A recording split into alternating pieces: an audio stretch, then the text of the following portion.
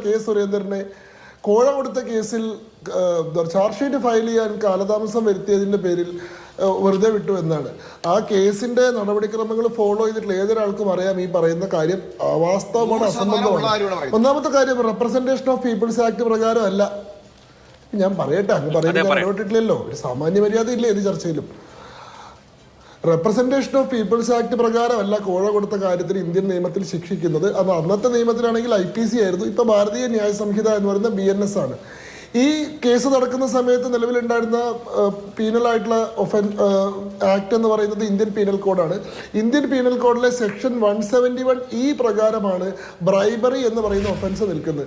ആ ബ്രൈബറി എന്ന് പറയുന്ന ഒഫൻസിന്റെ ഒരു പ്രത്യേകത എന്താണെന്ന് വെച്ചാൽ, ഇത് ഒരേ സമയം കൊടുത്ത ആൾക്കും വാങ്ങിയ ആൾക്കെതിരെ നിൽക്കും എന്നുള്ളതാണ്. ഒരാൾക്കെതിരെ മാത്രമായിട്ട് നമുക്ക് ബ്രൈബറി എന്ന് പറയുന്ന ഒരു ഒഫൻസ് എടുക്കാൻ കഴിയില്ല. കൈക്കൂലി അല്ലെങ്കിൽ കോഴ എന്ന് പറയുന്നത് കോഴ കൊടുത്ത ആൾക്ക് മാത്രമായിട്ട് എടുക്കാൻ പറ്റില്ല. അങ്ങനെ ഒരു കേസ് ഉണ്ടെങ്കിൽ കോഴ വാങ്ങിയ ആൾക്കും ഉണ്ട് അവിടെ കേസ്. ഇവിടെ 171E പ്രകാരം കേസ് എടുക്കുകയും കെ സുരേന്ദ്രനെ പ്രതിയാക്കുകയും സുന്ദരയെ പ്രതിയാക്കാതിരിക്കുകയും ചെയ്തപ്പോൾ തന്നെ ഇത് ഒത്തുകളിയിലൂടെ ഉണ്ടാക്കിയെടുത്തിട്ടുള്ള കേസാണെന്ന് പ്രൈമറിലി ആ കേസ് പരാജയപ്പെട്ടിട്ടുള്ളതാണ്. പിന്നീട് ആ കേസിൽ ഒരുപാട് ഡ്രാഗ് ചെയ്ത് കൊണ്ടുപോകാനുള്ള ശ്രമം നടത്തിയതിന്റെ ഭാഗമായി ഏറ്റവും അവസാനം വളരെ നീട്ടിയിട്ട് ഒരു ചാർജ് ഷീറ്റ് ഫയൽ ചെയ്തതും സാങ്കേതിക കാര്യം പറഞ്ഞിട്ട് അത് കോടതി തള്ളിയത്. ഒരു കൊല്ലത്തിനകത്ത്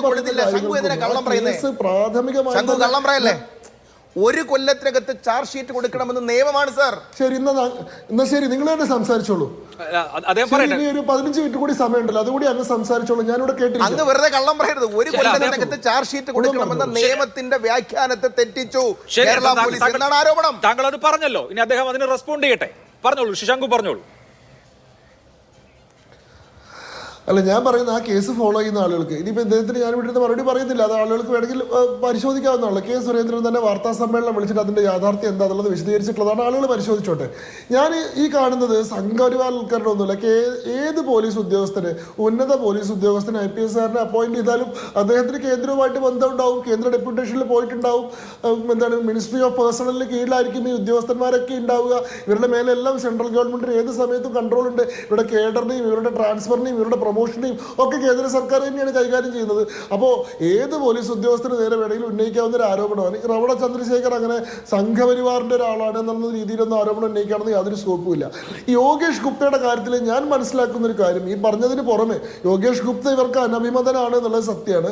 ഇദ്ദേഹം വിജിലൻസുമായി ബന്ധപ്പെട്ട്, എൻഫോഴ്സ്മെന്റുമായി ബന്ധപ്പെട്ട് സർക്കാരിനെതിരെ പലതരത്തിലുള്ള നടപടികളും സ്വീകരിച്ചിട്ടുണ്ട്. അതുകൊണ്ട് ഇയാളെ DGP ആക്കരുത് എന്നുള്ള ആഗ്രഹം ഉണ്ട് എന്നുള്ളത് ശരിയാണ്. പക്ഷെ അദ്ദേഹത്തോട് പിന്മാറാൻ ഇവർ പറയുന്നതിൻ്റെ ഒരു കാരണം എന്താണെന്ന് വെച്ചാൽ, ഈ Prakash Singh versus union of India എന്ന് പറയുന്ന കേസിൽ സുപ്രീം കോടതി മുന്നോട്ട് വെച്ചിട്ടുള്ള മാനദണ്ഡങ്ങൾ പ്രകാരം DGPയുടെ അപ്പോയിന്റ്മെന്റിന്റെ ഒരു പ്രൊസീജിയർ ഉണ്ട്. ആ പ്രൊസീജിയർ എന്താണെന്ന് വെച്ചാൽ, സംസ്ഥാനം ആദ്യം DGP ആവാൻ യോഗ്യതയുള്ള ആളുകളുടെ ഒരു പട്ടിക UPSCക്ക് അയക്കണം. UPSCയുടെ ചെയർമാൻ, ഹോം സെക്രട്ടറി, സംസ്ഥാനത്തിന്റെ ചീഫ് സെക്രട്ടറി, സംസ്ഥാനത്തിന്റെ DGP ഉൾപ്പെടുന്ന ആളുകൾ ഉൾപ്പെടുന്ന ഒരു പാനൽ ഈ ആളുകളുടെ പേരുകൾ പരിശോധിക്കുകയും ഈ പരിശോധനയിൽ നിന്ന് ഏറ്റവും മികച്ച 3 ആളുകളെ തിരഞ്ഞെടുക്കുകയും ചെയ്യും. ഈ 3 ആളുടെ ഷോർട്ട് ലിസ്റ്റാണ് സംസ്ഥാനത്തിന് കൊടുക്കുക. ഈ 3 ആളിൽ നിന്ന് ഒരാളെ മാത്രമേ ഇവർക്ക് അപ്പോയിന്റ് ചെയ്യാൻ സാധിക്കുള്ളൂ. അവിടെ 2 കാര്യങ്ങൾ പ്രധാനമാണ്. ഒന്ന്, DGP റാങ്കിലുള്ള ഉദ്യോഗസ്ഥരായിരിക്കണം. 2, 30 വർഷത്തെ സർവീസ് ഉണ്ടായിരിക്കണം. ഈ 2 മാനദണ്ഡങ്ങൾ പാലിച്ചുകൊണ്ട് ഇവർ 3 ആളുടെ പട്ടിക കൊടുത്താൽ ആ പട്ടികയിൽ നിന്ന് മാത്രമേ അപ്പോയിന്റ് ചെയ്യാൻ സാധിക്കുള്ളൂ. യോഗേഷ് ഗുപ്ത ഒഴിവായി കഴിഞ്ഞാൽ ഇവർക്ക് മനോജ് എബ്രഹാമിന്റെ പേര് ഈ പട്ടികയിൽ ഉൾപ്പെടുത്താൻ സാധിക്കുമായിരുന്നു. യോഗേഷ് ഗുപ്ത ഉള്ള സമയത്ത് മനോജ് എബ്രഹാമിന്റെ പേര് ഇതിൽ കൊണ്ടുവരാൻ സാധിക്കില്ല. അദ്ദേഹം DGP റാങ്കിലുള്ള ഉദ്യോഗസ്ഥനാണെങ്കിലും 30 വർഷത്തെ സർവീസ് എന്ന് പറയുന്ന മാനദണ്ഡം പാലിച്ചിട്ടില്ല. അതുകൊണ്ട് തന്നെ എന്താ പറയുക, 4ാമതായിട്ടാണ് അദ്ദേഹത്തിന്റെ പേര് നിൽക്കുന്നത്. യഥാർത്ഥത്തിൽ സംസ്ഥാന സർക്കാരിന്റെ താല്പര്യം ശ്രീ മനോജ് എബ്രഹാമിനെ DGP ആയിട്ട് അപ്പോയിന്റ് ചെയ്യുക എന്നുള്ളതായിരുന്നു. എന്നാൽ അദ്ദേഹം ഈ പറയുന്നത് UPSCയുടെ മാനദണ്ഡങ്ങൾക്ക് നിൽക്കുന്നതായിരുന്നില്ല. ഏതെങ്കിലും ഒരാൾ പിൻവലിഞ്ഞാൽ മാത്രമേ മനോജ് എബ്രഹാമിന്റെ പേര് അവിടെ കൊടുക്കാൻ സാധിക്കുമായിരുന്നുള്ളൂ. ഇവർ യോഗേഷ് ഗുപ്തയോട് ആവശ്യപ്പെട്ടതുപോലെ തന്നെ രമണ ചന്ദ്രശേഖരനോടും ഈ കാര്യം സൂചിപ്പിച്ചിട്ടുണ്ടെന്നാണ് ഞാൻ മനസ്സിലാക്കുന്നത്. അതുകൊണ്ടാണ് കഴിഞ്ഞ ആഴ്ച അദ്ദേഹം നേരിട്ട്, കേന്ദ്ര ഡെപ്യൂട്ടേഷനിലാണെങ്കിലും അദ്ദേഹം നേരിട്ട് സംസ്ഥാനത്ത് വന്ന് മുഖ്യമന്ത്രിയും ചീഫ് സെക്രട്ടറിയും ഒക്കെ കണ്ട് എൻ്റെ പേര് കൂടി പട്ടികയിൽ ഉൾപ്പെടുത്തണം, ഞാൻ തൽപരനാണ് എന്ന് വ്യക്തിപരമായി കൂടി അവരെ ബോധ്യപ്പെടുത്തിയെന്നാണ് മനസ്സിലാക്കുന്നത്. അതിൻ്റെ അടിസ്ഥാനത്തിൽ ഈ പട്ടിക കൊടുത്തു. ആ പട്ടികയിൽ നിന്ന് ഈ പറയുന്ന സീനിയോറിറ്റി പ്രകാരമുള്ള 3 ആളുടെ പേര് വന്നപ്പോൾ അതിലിവർക്ക് ഏറ്റവും സ്വീകാര്യനായിട്ടുള്ള ആൾ. ഇപ്പോൾ ഈ പറയുന്ന നിതിൻ അഗർവാളിന്റെ കാര്യത്തിലാണെങ്കിലും യോഗേഷ് ഗുപ്തയുടെ കാര്യത്തിലാണെങ്കിലും ഉള്ളത്ര എതിർപ്പ് രാവണ ചന്ദ്രശേഖരന്റെ കാര്യത്തിലാണ് ഇല്ലാത്തത്. അതുകൊണ്ട് അതിൽ നിന്ന് അവർക്ക് ഏറ്റവും അഭികാമ്യനായിട്ടുള്ള ആളെ എടുത്തു എന്നതല്ലാതെ ഈ പറയുന്നത് പോലെ ഇതിനൊരു സംഘപരിവാർ ആരോപണത്തിന്റെ ഒരു സാധ്യത ഉണ്ടോ എന്ന് എനിക്കറിയില്ല. പിന്നെ ഈ കൂത്തുപറമ്പ് വെടിവെപ്പുമായി ബന്ധപ്പെട്ട് ജയിക്ക് പറഞ്ഞിട്ടുള്ള കാര്യങ്ങൾക്ക് അതിന്റെ യഥാർത്ഥ ചരിത്രം ഉദ്ധരിച്ചുകൊണ്ട് മറുപടി പറയണമെന്ന് എനിക്ക് ആഗ്രഹമുണ്ടായിരുന്നു. എത്രത്തോളം സമയം കിട്ടുമെന്ന് എനിക്കറിയില്ല. യഥാർത്ഥത്തിൽ സ്വാശ്രയ കോളേജുകൾക്കെതിരെ ജയിക്ക് ഇവിടെ പറയുമ്പോൾ ഈ കേട്ടിരിക്കുന്ന ആളുകൾക്കും കൂടി ഈ ചരിത്രത്തെ പറ്റിയിട്ട് ഒരു ധാരണ ഉണ്ടാവണമല്ലോ. ഒന്നാമത്തെ കാര്യം, ഈ സ്വാശ്രയ കോളേജുകൾ അനുവദിക്കുന്നതിനെതിരായിട്ടാണ് ഈ സമരം എന്നത് യഥാർത്ഥത്തിൽ CPM അവരുടെ കേഡറുകളോടും പൊതുസമൂഹത്തോടും പറഞ്ഞിട്ടുള്ളൊരു നുണയാണ്. യഥാർത്ഥത്തിൽ എന്തിനായിരുന്നു കൂത്തുപറമ്പിൽ സമരം നടത്തിയത്? MV രാഘവനെ കണ്ണൂരിൽ കാല് കുത്തിക്കില്ല എന്ന് പറയുന്ന പ്രഖ്യാപനത്തെ വിജയിപ്പിക്കാൻ വേണ്ടിയിട്ടാണ്. 1987 ഈ പറയുന്ന CPM-നെ പരാജയപ്പെടുത്തിക്കൊണ്ട് MV രാഘവൻ ജയിക്കുകയും അതിനുശേഷം 1991 കരുണാകരൻ മന്ത്രിസഭയിൽ അദ്ദേഹം സഹകരണ വകുപ്പ് മന്ത്രിയാവുകയും ചെയ്ത ഘട്ടത്തിൽ അവർ മുന്നോട്ട് വെച്ചിട്ടുള്ളൊരു ആഹ്വാനമാണ് MV രാഘവനെ കണ്ണൂർ കാല് കുത്തിക്കില്ല എന്നുള്ളത്. അദ്ദേഹം കണ്ണൂർ വന്ന സമയങ്ങളിലെല്ലാം വയലൻസ് ഉണ്ടായിട്ടുണ്ട്. 1993 MV രാഘവൻ കണ്ണൂർ വന്നപ്പോൾ അദ്ദേഹത്തിന് നേരെ ബോംബേർ ഉണ്ടായിട്ടുണ്ട്. അതേ വർഷം അദ്ദേഹത്തിന്റെ പാമ്പ് വളർത്തൽ കേന്ദ്രം ആക്രമിക്കുകയും അവിടെയുള്ള മലമ്പാമ്പുകളെയും ചീങ്കണ്ണികളെയും വരെ തീയിട്ട് കത്തിക്കുകയും ചെയ്തിട്ടുണ്ട്. അതേപോലെ തന്നെയാണ് 1994 ഈ സായാഹ്ന ശാഖ ഉദ്ഘാടനം ചെയ്യാൻ വേണ്ടി MV രാഘവൻ വരുമ്പോൾ അദ്ദേഹത്തിന് നേരെ ഉണ്ടാകുന്ന ഈ മുന്നേറ്റം. ഇതിന്റെ ഒരു പശ്ചാത്തലം എന്താ? ഒരു കാലത്ത് കണ്ണൂരിലെ പാർട്ടിയുടെ അവസാന വാക്കായിരുന്ന പാർട്ടി കേഡർമാരുടെ ആശയും ആവേശവും ഒക്കെ ആയിരുന്ന MV രാഘവൻ പാർട്ടിക്ക് അനാഭിമതനാവുന്നത് 1968 കുപ്രസിദ്ധമായിട്ടുള്ള ജില്ലാ കമ്മിറ്റി പിടിച്ചെടുക്കലിലൂടെയാണ്.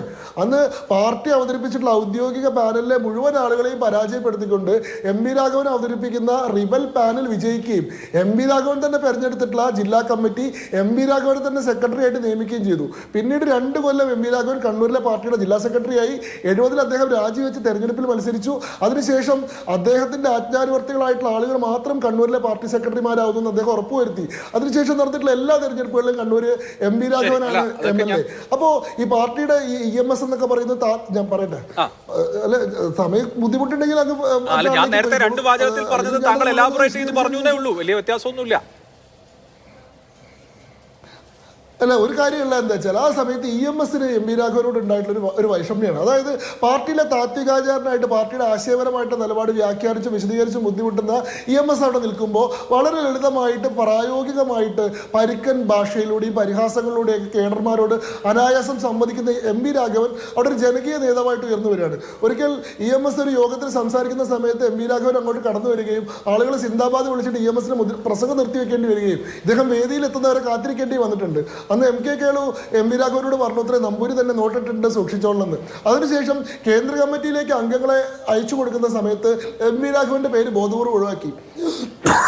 MV രാഘവനേക്കാൾ ജൂനിയർമാരായിരുന്ന MM ലോറൻസ്, അതേപോലെ തന്നെ രവീന്ദ്രനാഥ്, അതേപോലെ തന്നെ മറ്റേ നമ്മുടെ രാമേന്ദ്രപിള്ള, PS രാമേന്ദ്രപിള്ള തുടങ്ങിയിട്ടുള്ള ആളുകളെയാണ് നിയമിച്ചത്.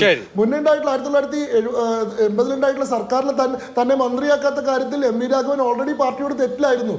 മന്ത്രിയാക്കിയില്ല, അതുകൊണ്ട് പുത്തലത്ത് നാരായണനും അതേപോലെ തന്നെ MV രാഘവനും ഓൾറെഡി പാർട്ടിയോട് എതിർത്ത് നിൽക്കുകയായിരുന്നു. അപ്പോഴാണ് ഈ കേന്ദ്ര കമ്മിറ്റിയിലേക്ക് തന്റെ പേര് നിർദ്ദേശിക്കുന്നത്.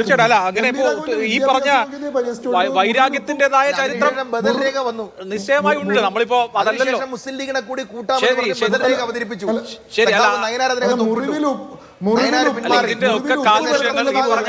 മുറിവിൽ ഉപ്പ് പുരട്ടുന്നത് പോലെ. ശരി, അല്ല ഈ പറഞ്ഞ കാലുഷ്യങ്ങളുടെ ഒക്കെ അനന്തരഫലം കണ്ണൂർ രാഷ്ട്രീയത്തിൽ ഉണ്ടായിട്ടുണ്ട്. ശരിയാണ്. അതിൽ ഈ പറഞ്ഞ സാശ്രയം തുടങ്ങിയ കാര്യങ്ങളൊക്കെ പിന്നീട് എന്താ പറയാ, അതൊക്കെ ചുമ്മാ പുട്ടിന് പീര പോലെ ഇട്ടുന്നുള്ളൂ. അതിൽ കുറെ ചരിത്രപരമായ വസ്തുതകളുണ്ട്.